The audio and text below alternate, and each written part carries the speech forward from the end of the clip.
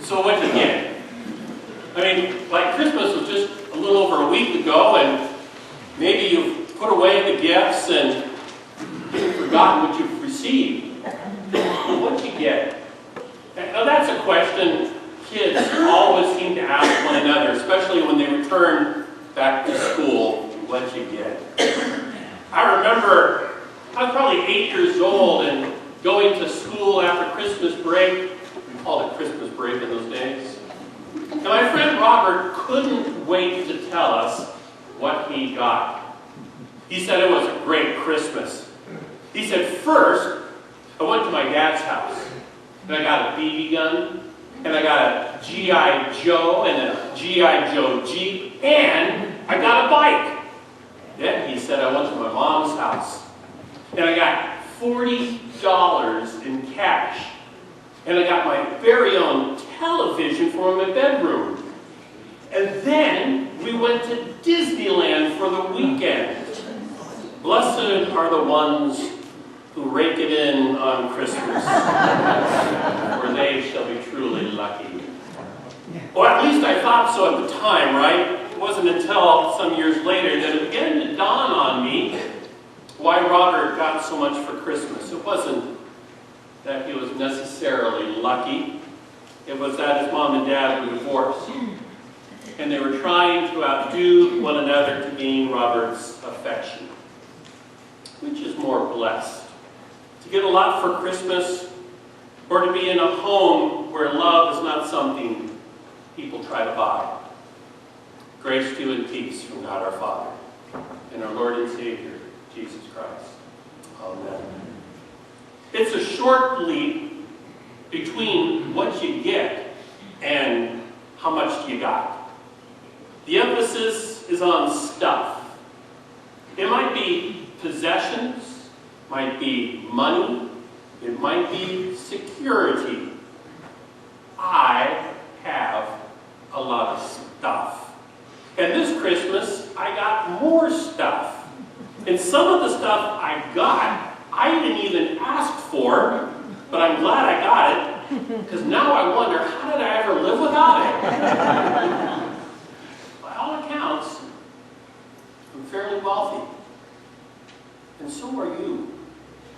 Well, we might not have $1 million to spend frivolously, and we might live from paycheck to paycheck.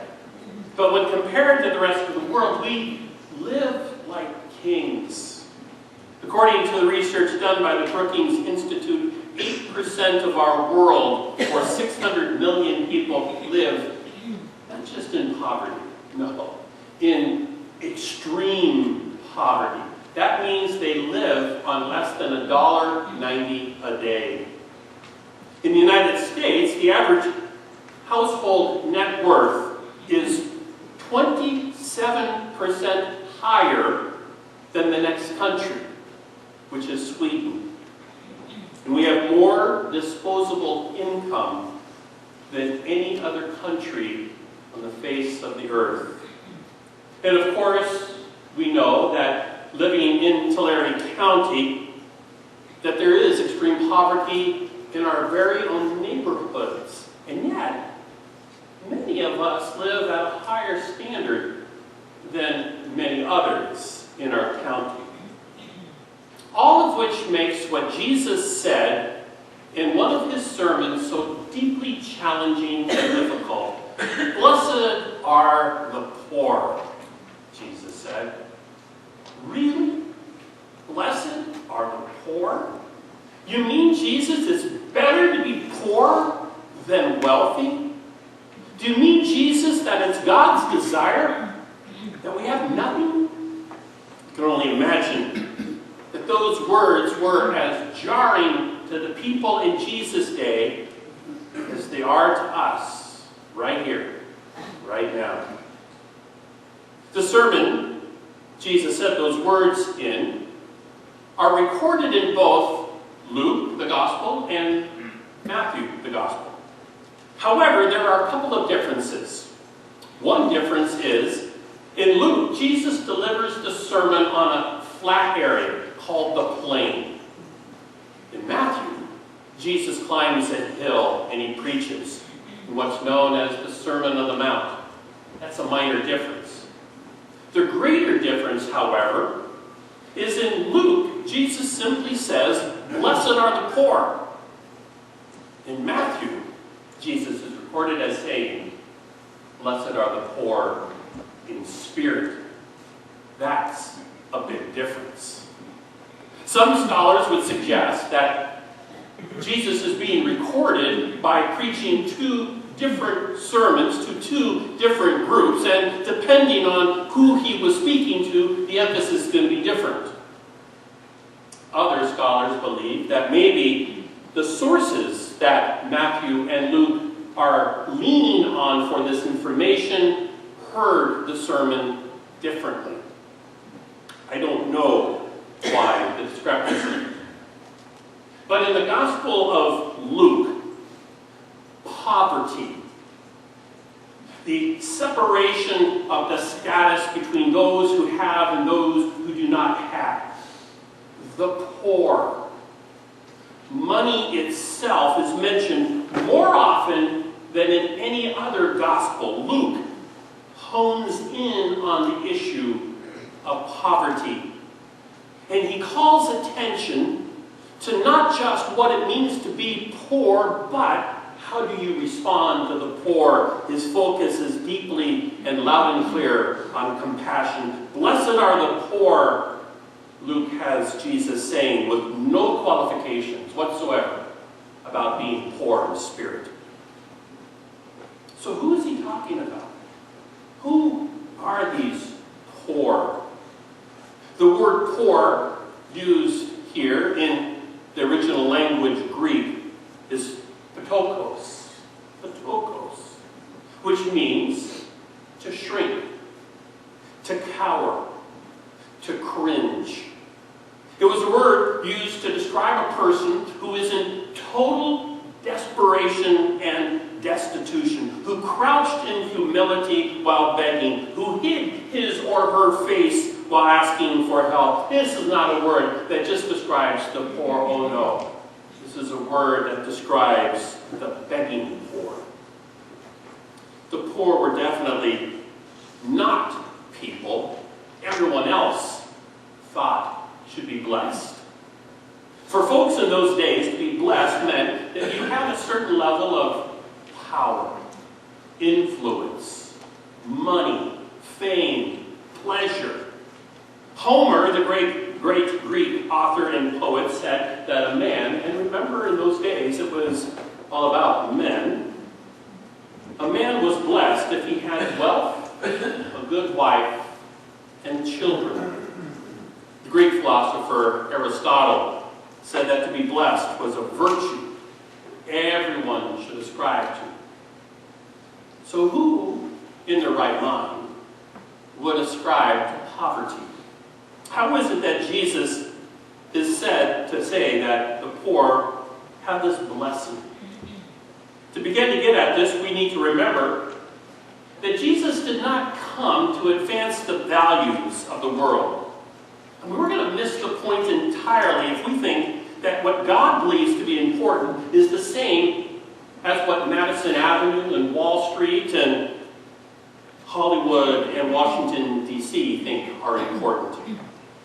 Remember, it was Jesus who redefined greatness when he said, "Whoever wants to be great must be the least among you. Whoever wants to lead must serve. Whoever wants to live must die first." Jesus has a way of turning everything upside down. So when it comes to hearing about how the poor are blessed, I think that there are only two ways of hearing these words. One way is to hear them as prescriptive. That is to say, Jesus is suggesting that to be blessed, you have to become poor. You have to give away everything you have, to become dependent upon others. There are some who enter religious orders and take a vow of poverty because they have taken these words of Jesus literally as prescriptive for them. They did as what Jesus told them to do. I'm not so sure that it's encouraging to take these words prescriptively. I mean, think about it for a moment. If we all became poor, who would give charitably? The greatest giver of charity is the Christian church. No organization, no government, no movement has given as much as the Christian church over 2,000 years to help the poor. And anyway, if all Christians gave up their possessions, who is Jesus referring to a little later in the Sermon on the Mount in Matthew 6 when he says, when you give alms, do so secretly? You see, somebody's supposed to be giving, not just taking. I don't think we are to hear these words of Jesus as prescriptive. Instead, I believe they are descriptive. I believe Jesus is describing that poverty is, in itself, not a condition which God neglects. I believe that, again, in contrast to the values of this world, to be poor is not a sign of God's displeasure, but a commitment of God's mercy. I believe that Jesus is speaking to those who are ashamed or embarrassed that they don't measure up to the standards of what is considered in the reasonable world of being blessed. And he says to them, oh no, you are a person of great value to God. I think we fail to see that not only did Jesus turn upside down the values of the world, but he entered into it.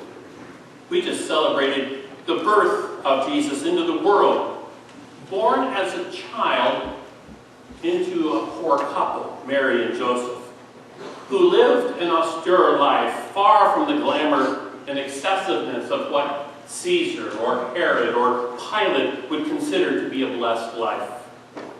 And so, what is true for our God becomes also true for us. All people are of value, even those, no, maybe especially those who are katokos, or homeless, destitute. Therein lies the challenge, isn't it? I mean, if Jesus thinks the poor are blessed, then I need to think that the poor are blessed as well. And that's not easy. It's not easy because I, or maybe we, have created barriers between ourselves who are poor. And furthermore, the suggestion is that I might need to do something to overcome that barrier so that those who are poor might receive. For a lot of people, the name Jonathan Edwards is not a name that evokes good feeling. You may have had to read something from Jonathan Edwards when you were in high school, either in English or history class, and chances are what you read was his most famous sermon, Sinners in the Hands of an Angry God, which would lead you to believe that Jonathan Edwards was not a warm and fuzzy guy, but actually he was a person of deep compassion. He was a leading figure of what was known, or had become known as the Great Awakening of the 1700s, a spiritual revival to call people to faith largely on the eastern seaboard. Now, you might hear that word revival and think that this was an emotional appeal to get people closer to God, which in part might be true for Jonathan Edwards, but there was a greater issue for him. Because he was deeply aware that the people who he lived among were people of great need. And he believed that there were people who were living in poverty and destitution that shouldn't be living in poverty and destitution, and he believed that God had a heart for those people. So Jonathan Edwards preached another famous sermon, chances are you didn't hear or read. It's entitled The Duty of Charity to the Poor. And in this sermon, he said such things as, "'Tis the most absolute and indispensable duty of a people of God to give bountifully and willingly for the supply of the wants of the needy." Did you hear that? He didn't say it's a good thing to do. He said it's the indispensable duty of those who are the people of God. In another place he said, this is a duty under which God's people are under strict obligation. It's not merely a commendable thing for a man to be kind and bountiful to the poor, but our bounden duty, as much as a duty as it is to pray or to attend worship, and the neglect of it brings great guilt upon any person. Pretty strong words. But you know, he is only saying what St. Paul consistently said in his letters to the many churches which he pastored. It becomes the call of the people of faith to respond to the poor. But it's still challenging. I mean, the question, how much you got, is not only a question of your ability to dig into your pockets to help with financial resources, but it's also a question of what is inside of you that gives you a judgment and allows you to see people or keeps you from seeing people. I mean, what do you see when you see a homeless person? What do you see when you see somebody scrounging through a dumpster? What do you see when you see somebody pushing a shopping cart down the street loaded with blankets and recyclables? Is the person a nuisance or an opportunity? Is the person a result of their own demise or a victim of circumstances beyond their control? Is the person worthy of respect or an object of contempt? Is there a barrier between you and that person or some sort of bond? A couple of years ago, I volunteered at the soup kitchen up at the Tenderloin District in San Francisco. Part of my duties in the kitchen one particular day was to do the prep work behind the counter, away from the crowd when they came in. And I was doing my work, and just before the doors were to open, I was told by the director to come out from behind the counter and to welcome the people who were coming in. It was my job to be hospitality person and to mingle among the people coming in off the street to make them feel welcome. And I thought to myself, I should have said, I think I'm probably better off behind the counter. That's where I can do the most amount of good. But I didn't say that. So I went out from behind the counter, and at one point I sat down across from a young man who was straggly and smelly, dirty. And I found myself forming judgments about him. And in a rough tone, again, seated across from me, he asked me what I was doing there. And I said, well, I'm with a church group. I happen to be their pastor. He asked, what denomination? I said, Lutheran. He said, I used to be Lutheran. He said, in fact, I went to a Lutheran college, Gettysburg College in Pennsylvania. In fact, he said, I was the quarterback of the football team. And he proceeded to tell me that to that point in his life, he had never tasted alcohol before. But then once he did in college, he could not stop, and his life unraveled, and he lost everything, including his family, and including his faith. And all of a sudden, he wasn't a scraggly person to me, not smelly, not dirty. He was a person. He was somebody's son, someone who could have been my own son, somebody who got lost along the way and did not know how to find his way back. I think about him a lot. I wonder, is he still alive? Is he still on the streets? I prayed for him, hoping, asking God to lead him to sobriety, to bring him back to those who miss him and love him. I don't know. But he changed me that day. I have tried never to look at a homeless person the same again.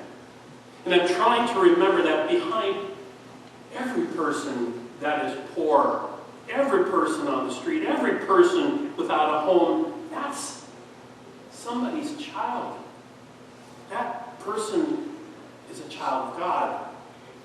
And I am invited by my Heavenly Father to do something about that. How much have you got? This is not for me as much a question of material wealth as it is spiritual compassion. And I hope someday that I will be able to say, in response